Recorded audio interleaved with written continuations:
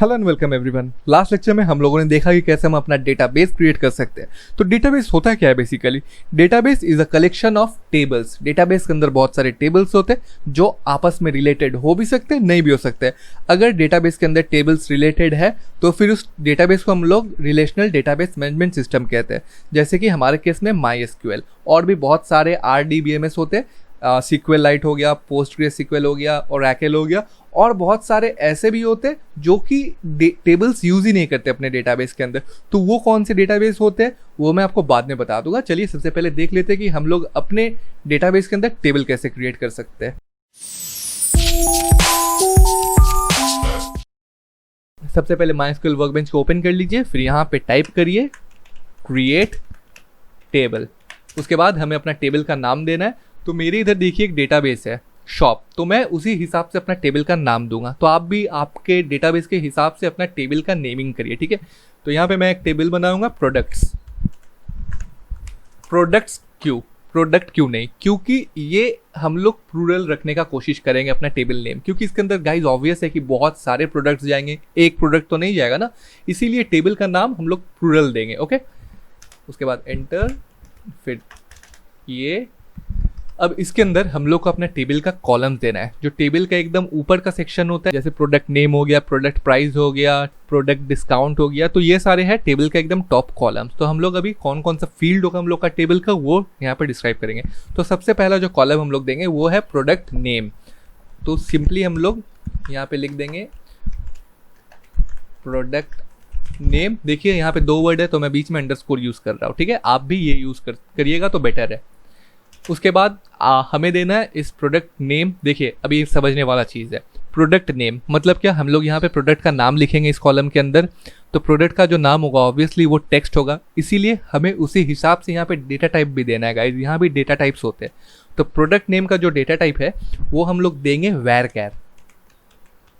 varchar मतलब characters, okay, normal characters जो होते हैं। और हम लोग कितना कैरेक्टर्स दे सकते हैं varchar अगर यूज कर रहे हैं तो हम लोग 0 to 255 कैरेक्टर्स ही यूज कर सकते हैं। मतलब मैक्सिमम हम लोग 255 कैरेक्टर्स यूज कर सकते हैं। तो आप अपने हिसाब से देख लीजिए कि आपको कितना कैरेक्टर लगना है, मतलब उस पर्टिकुलर कॉलम नेम के लिए। उसी हिसाब से आप अपना varchar में लेंथ भी फिक्स कर सकते हो। जैसे मेरे केस में प्रोडक्ट नेम जो है कितना होगा, मैक्सिमम 50 कैरेक्टर होगा, 100 कैरेक्टर होगा, 150 कैरेक्टर होगा, है ना। तो मैं अपना यहाँ पे ब्रैकेट देके अपना लेंथ इसमें डाल सकता हूँ 150। मतलब I will use 150 characters, not more than that. उसके बाद कॉमा देना है। उसके बाद आपको अपना दूसरा कॉलम का नाम देना है। तो मेरा दूसरा कॉलम होगा प्राइस। अभी प्राइस है मेरा कॉलम, मतलब इसके अंदर मैं प्राइस दूंगा। प्राइस कैसा होगा, 30 रुपीज़, 40, 70। अभी जो मैं ये लिखूंगा ये ऑब्वियसली मैं नंबर्स में लिखूंगा। अभी यहाँ तो मैं टेक्स्ट यूज़ नहीं करूँगा, क्योंकि इन फ्यूचर पता चला मुझे अपने इस प्राइस पे डिस्काउंट देना है। अगर मेरा नंबर लिखा हुआ है जैसे कि 50, तो फिर मैं उसमें आराम से 10% डिस्काउंट दूंगा, तो मुझे पता चल जाएगा 5 रुपये है। लेकिन अगर सोचिए इसमें टेक्स्ट मैंने इनपुट करके रखा हुआ है 50 FIFTY, फिर मुझे उसमें 10% लगाने हैं, तो फिर कैलकुलेशन कैसे होगा? मैथमेटिकल कैलकुलेशन आप टेक्स्ट के साथ कैसे कर पाओगे? इसीलिए एकदम अच्छे से नाम देना है और उसके हिसाब से एकदम डेटा टाइप यूज़ करना है प्रॉपर। तो यहाँ पे हम लोग डेटा टाइप यूज़ करेंगे INT, ताकि हमारा जो इनपुट हो वो नंबर्स में हो, ठीक है। होल नंबर्स में ये इनपुट लेगा। इसमें लेंथ मैटर नहीं करता है, ठीक है। आप लेंथ स्पेसिफाई कर सकते हो, वो मैं बाद में दिखा दूंगा। बस आप INT लिख दो चलेगा, ठीक है। जैसे यहाँ varchar में हम लोगों ने लेंथ स्पेसिफाई कर दिया, मैक्सिमम तो 255 है, लेकिन हम लोग का 150 में हो जाएगा, इसलिए हम लोगों ने 150 स्पेसिफाई कर दिया। लेकिन प्राइस में हम लोग को INT में ऐसा स्पेसिफाई करने की कुछ ज़रूरत नहीं है। अभी हम लोग का थर्ड कॉलम तो है नहीं, इसलिए मैं यहाँ पे कॉमा भी नहीं देने वाला हूँ। बस हम लोग का ये हो गया। अभी आप बाहर आ जाइए। यहाँ पे आप इस पूरे क्रिएट स्टेटमेंट को आप एक सेमी कॉलन दे के यहाँ पे एंड कर सकते हो, नहीं तो आप नहीं दोगे तो भी चलेगा, क्योंकि सिर्फ एक ही हम लोग का कमांड है पूरा, ठीक है। इसके बाद अगर दूसरा और एक टेबल क्रिएट करते हैं हम, तो ऑब्वियसली यहाँ पे एक सेमीकोलन दे के फिर नीचे और कुछ लिखते हैं, राइट। लेकिन हम लोग का तो एक ही है पूरा, इसलिए यहाँ सेमीकोलन नहीं देने से भी चलेगा, बट दे देना इज़ अ गुड प्रैक्टिस। तो अभी चलिए इसको एग्जीक्यूट करते हैं। एग्जीक्यूट करने के लिए हम यहाँ से ये थंडर वाला बटन पे क्लिक करेंगे तो एग्जीक्यूट हो जाएगा, नहीं तो हम Ctrl+Shift+Enter करके भी एग्जीक्यूट कर सकते हैं। अगर आप विंडो यूज़ कर रहे हैं, अगर मैक यूज़ कर रहे हैं तो Command+Shift+Enter। तो मैंने जैसे इसको एग्जीक्यूट किया तो आप देखिए यहाँ एक्शन आउटपुट में नीचे एरर आ गया है, ठीक है। मैसेज क्या दे रहा है, नो डेटाबेस सिलेक्टेड। गाइज आप टेबल बना रहे हो तो ऑब्वियस सा बात है कि टेबल कोई डेटाबेस के अंदर ही बनाओगे, कहीं भी तो नहीं बन जाएगा ना टेबल, कोई पर्टिकुलर डेटाबेस होगा उसके अंदर ही बनेगा। जैसे मैंने कहा कि मुझे ये शॉप डेटाबेस के अंदर टेबल बनाना है, लेकिन इधर तो बहुत सारे डेटाबेस है ना। तो इस टूल को कैसे पता चलेगा कि मुझे इसके अंदर ही वो टेबल चाहिए? तो पहले हमें डेटाबेस सिलेक्ट करना होगा। तो चलिए देख लेते हैं कि फिलहाल कोई डेटाबेस सिलेक्ट है कि नहीं। यहाँ तो एरर दे ही दिया है, नो डेटाबेस सिलेक्टेड। आप खुद से भी चेक कर सकते हो सिलेक्ट स्टेटमेंट का यूज करके। सिलेक्ट फिर डेटाबेस, ओके। अभी हम लोग इसको हटा देते हैं, ठीक है।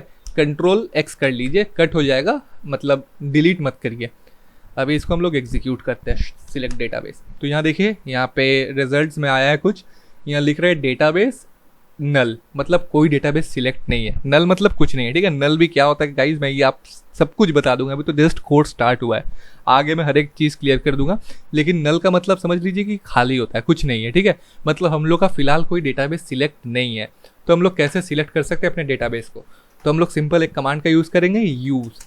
अभी यूज़ लिखने के बाद हमें बस अपना डेटाबेस का नाम देना है। तो जैसे कि हमारे केस में शॉप, तो मैं बस लिखूंगा यूज़ शॉप, फिर इसको एग्जीक्यूट कर दूंगा।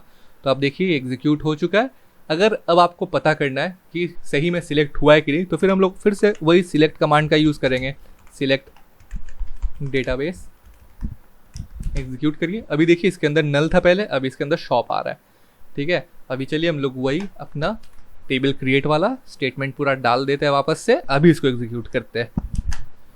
तो आप देखिए ये कोई भी एग्जीक्यूट हो चुका है। अभी आपको अगर देखना है कि सही में मेरा टेबल क्रिएट हुआ है कि नहीं उस डेटाबेस के अंदर, तो आप सेम स्टेटमेंट यहाँ पे, सेम स्टेटमेंट नहीं दूसरा स्टेटमेंट यूज़ कर सकते हैं। शो, जैसे हम लोग डेटाबेस चेक करने के लिए हम लोग शो डेटाबेस करते हैं, जिससे पूरा जितने सारे डेटाबेस है वो सब दिख जाते हैं।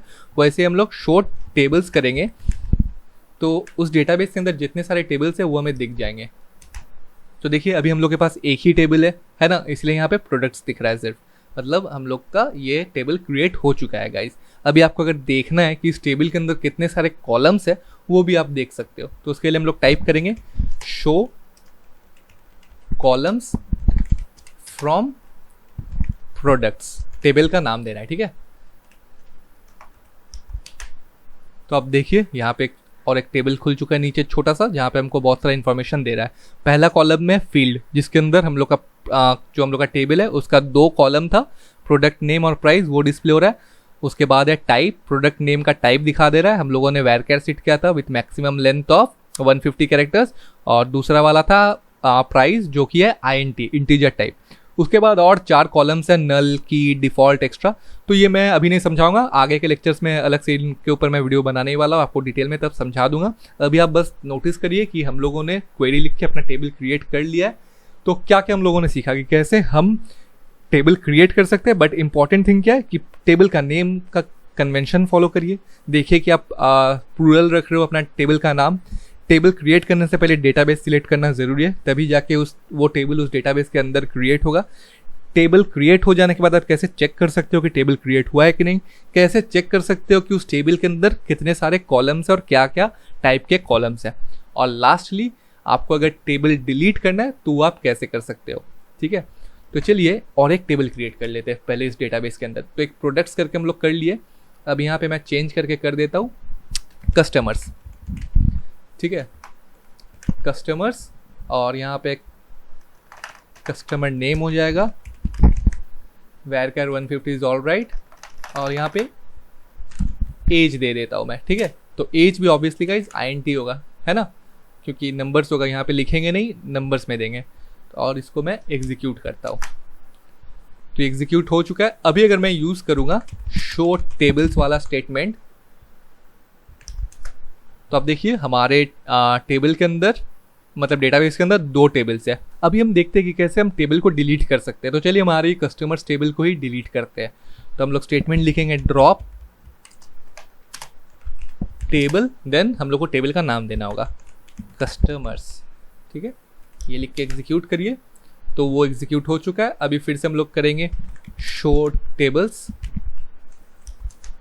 देखिए सिर्फ प्रोडक्ट्स दिख रहा है, कस्टमर्स गायब हो चुका है।